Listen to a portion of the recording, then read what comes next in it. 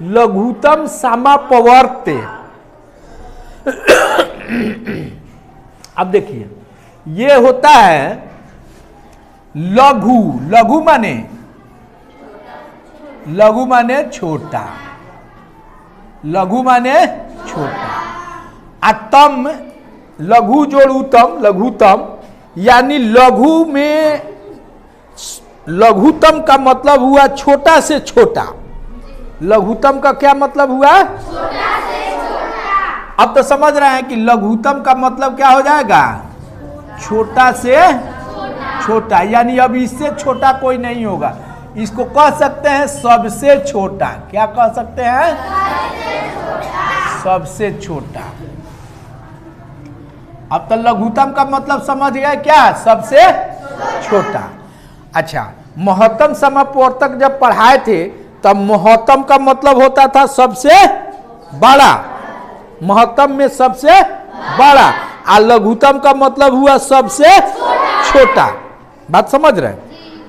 तब महत्तम समापवर्तक था, वो समान अपवर्तक, और यह क्या है? लघुतम समापवर्त्य। ये क्या है? समापवर्त। लघुतम माने सबसे छोटा, समापवर्त यानी समान अपवर्त। जब समापवर्त का संधि विच्छेद हम करेंगे, समापवर्त, तो ये हो जाएगा समान अपवर्त। क्या हो जाएगा?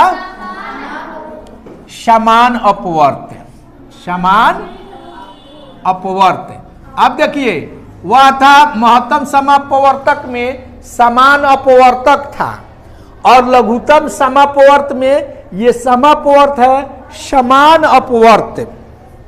अब उसमें अपवर्तक के बारे में बतलाए थे ना कि अपवर्तक का मतलब होता है, जैसे दो का अपवर्तक का मतलब है कि दो में किस किस संख्या से भाग लगेगा पूरा पूरा। चार का अपवर्तक का मतलब था चार में किस किस संख्या से पूरा पूरा भाग लगेगा, तो अपवर्तक कहलाता था। और इसमें हमको पढ़ना है अपवर्त्य। क्या पढ़ना है? तो अपवर्त को अपवर्त या एक और नाम से बोलते हैं, इसको मालूम है?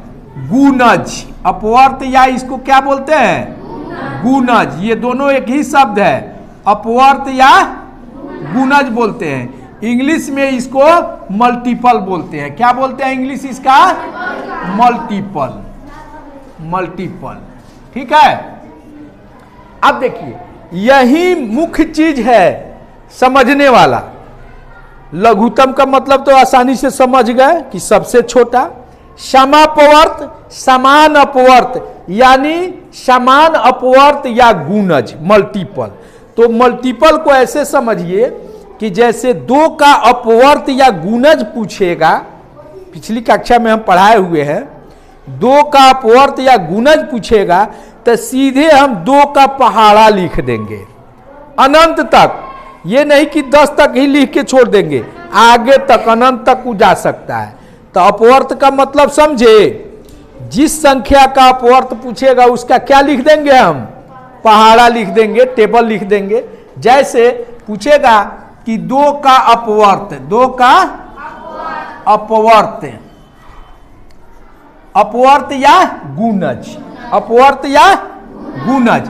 तो दो का अपवर्त का मतलब क्या लिख देंगे? किसका? किसका पहाड़ा लिख? दो का। तो हो जाएगा 2, 4, 6, 8, 10, और ये आगे तक जाएगा, अनंत तक जाएगा, अनंत तक जाएगा।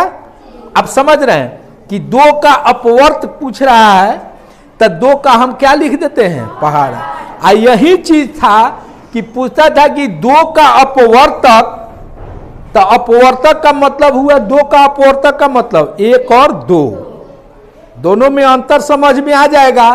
तो ये कभी नहीं भूलिएगा कि दो का अपवर्तक पूछता था एक और दो होता, और दो का अपवर्त पूछेगा, दो का अपवर्त या गुणज पूछेगा तो दो का क्या लिख देंगे हम? पहाड़ा। अब तो अपवर्त समझ गए।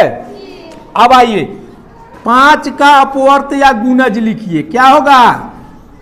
5 का पहाड़ा लिख देंगे। 5 का अपवर्त का मतलब 5, 10, कॉमा देकर लिखेंगे 15, 20 और आगे इसी तरह अनंत तक, यानी 20 के बाद होगा 25, 30, 35, 40, 45, 50, 55, 60, 65, आगे बढ़ते जाएगा। अपवर्त